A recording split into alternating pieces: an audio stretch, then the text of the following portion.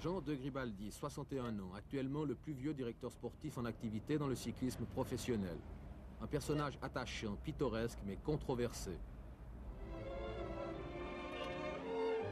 Professionnel lui aussi, de 45 à 54, il a côtoyé les plus grands, mais visiblement les affaires l'attiraient plus que les exploits routiers. À son palmarès, plusieurs places d'honneur, deuxième d'un championnat de France, de Paris-Limoges, à travers Lausanne, et quelques victoires comme le Tour du Doubs devant Deleda en 48. 3 participations au Tour de France également, à une époque où le rêve avait visage humain. Jean de Gribaldi, vicomte authentique, descendant d'une noble famille piémontaise établie en Savoie au XVIe siècle. Un titre difficile à porter de nos jours et qui est peut-être l'une des causes de ses difficultés dans ce milieu d'essence populaire. Je pense que oui, parce qu'un grand journaliste français qui était immense par la taille, immense par le talent, Francis Huget, a toujours prétendu que c'est de porter ce titre-là qui m'avait amené beaucoup de difficultés dans le milieu cycliste.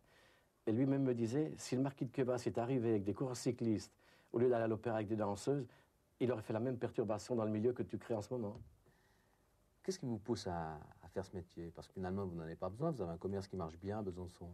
Non, absolument pas, non, mais c'est parce que j'aime beaucoup le cyclisme. Et je pense, au moment où tout le monde se plaint, les jeunes font ci, les jeunes font ça, personne ne s'en occupe. Et cette partie-là, des milliers de coureurs que j'ai déjà habillés dans les 20 dernières années, même les 30 dernières années, si j'ai pu, je ne sais pas, une dizaine sur 100, à éviter de faire ce qu'ils font actuellement, là, vol de voiture, ceci, cela, tout, j'estime que ça, c'est un résultat. Oh, du chaud à celui-ci aussi. Chaud. Varme. Mais actuellement, les jeunes sont-ils encore prêts à souffrir? Je pense un garçon de 7-8 ans qu'on emmène déjà à la Méditerranée à cet âge-là, qu'on amène à la neige aussi en hiver, quand à 18 ans, on lui demande de monter sur un vélo pour faire 200 km, c'est très très difficile. Et c'est pour ça qu'on voit les jeunes s'éloigner de ce sport qui est le plus dur. Pour aller vers les sports de loisirs, on dit on joue au football, on joue au tennis. C'est un jeu. Le cyclisme n'est pas un jeu. Et c'est pour ça qu'on voit actuellement, comme dans la boxe professionnelle, les jeunes se désintéresser de plus en plus. Jean de Gribaldi dirige sa 20e équipe constituée en 20 ans, le plus souvent avec des moyens dérisoires. Sa passion lui a toujours permis de surmonter les pires difficultés. Dénicheur de talent et bon samaritain à la fois, il constitue le dernier refuge pour ceux qui ont échoué ailleurs. De Muir n'a jamais su me comprendre. De Muir, c'est un, disons, c'est un gars qui aime commander, et moi je n'aime pas être commandé. Et justement avec Jean, bon, de Gribaldi, il connaît mon caractère, il me laisse évoluer, je fais ce que je veux au sein de l'équipe, mais il sait qu'en cas de coup dur, il peut toujours compter sur moi.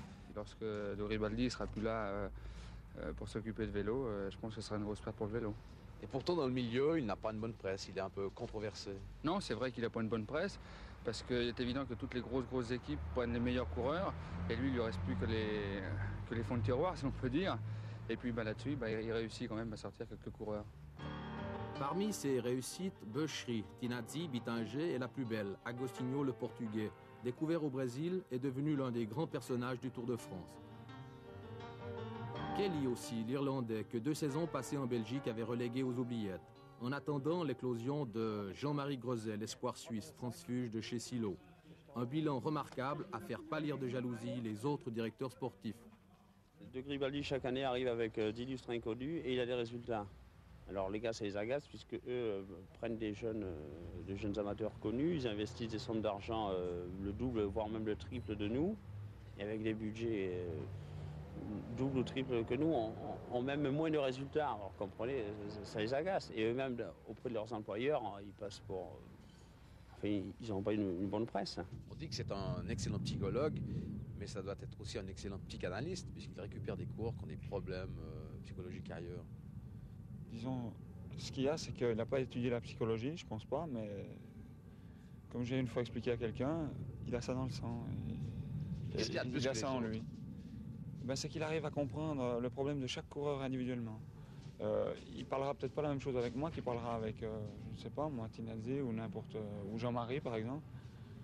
Et il prend chaque coureur personnellement, c'est l'avantage. Et il nous considère, c'est très important.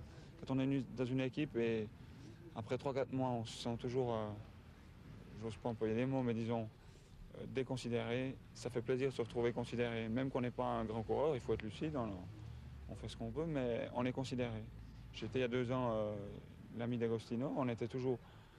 j'étais considéré par M. Gribaldi de la même manière que Joachim. Ils t'ont vu partir devant, c'est pas Ah oui, mais on veut partir parce que Oui. j'ai vu qu'ils avaient perdu le terrain pour le virage. Oui, justement, tu devais démarrer de l'arrière, les surprendre. Hein? Et même quand tu arrives au dernier virage avant l'arrivée, tu aurais dû refaire une tentative pareille. Mais pas partir de l'avant, tu penses au moment où tu te lèves, les trois coureurs te voient, ils se lèvent aussitôt, c'est fini, c'est terminé. Si tu pars de l'arrière et que tu les surprends, eux ils se regardent un petit coup. Ils peuvent hésiter, qui va y aller, qui n'y va pas. Et là, c'est souvent que ça peut réussir un coup comme ça. Là. Qu'il s'agisse de corriger les erreurs ou de parler tactique, Jean de Gribaldi, paternaliste, préfère le contact personnalisé à toute réunion de groupe. 3-10. Close 2,52. Tu as 18 secondes de lui. 18 secondes. Tu sais que c'est 200 mètres, que c'est rien. Oui, bien sûr, c'est sûr. Donc, il faut t'arranger demain pour te retrouver autant que possible dans les cassures finales, tu sais. Le peloton craque, des petits morceaux, ça se relève. Il faut que tu t'arranges, puisque tu fais bien les finales, d'être dans ces cassures qui vont partir les premières vers la ligne d'arrivée. Moi, je vais essayer. Oui. Il y a des coureurs bons comme moi qui en meurent beaucoup et qui ont besoin d'un soutien moral continu, qui doivent se sentir écoutés, encouragés. Et je pense que ces coureurs-là, hein, ils ont tout intérêt à venir chez De Gribaldi parce que lui, il leur donnera surtout le moral, le mordant pour la course. Moi aussi, je ne veux pas te revoir comme demain, tirer les grands bouts, tout le monde derrière toi, puis après quand le coup part, qu'il te manque juste ce qu'il faut pour les suivre. Tu vois. Avec ces coureurs-là, qui sont les meilleurs du monde, les Raleigh, je pense que c'est tes derniers, que tu dois aller derrière et c'est tout. Hein. D'accord. Et si tu peux arriver avec eux à l'arrivée, tu feras une bonne place. Allez, vas-y, c'est bon. Viens. Viens, toi. Interdit de redescendre comme je t'ai vu hier, toi. Parce que tu as vu au moment où tu es descendu au bas, c'est là que les 10-12 sont partis, et c'est fini. Et quand tu reviens en tête, ils ont à 300 mètres, c'est terminé pour toi. Hein. Donc, pas au début, pas le nez dans le vent, du tout. Tu dois te propulser derrière, c'est Raleigh qui partent, et tu te fais conduire jusqu'à l'arrivée, après tu verras bien. Le sprint, il faut mieux. Vous avez signé, ça y est, oui? Ça va. Qu'est-ce qu'il y a, une petite...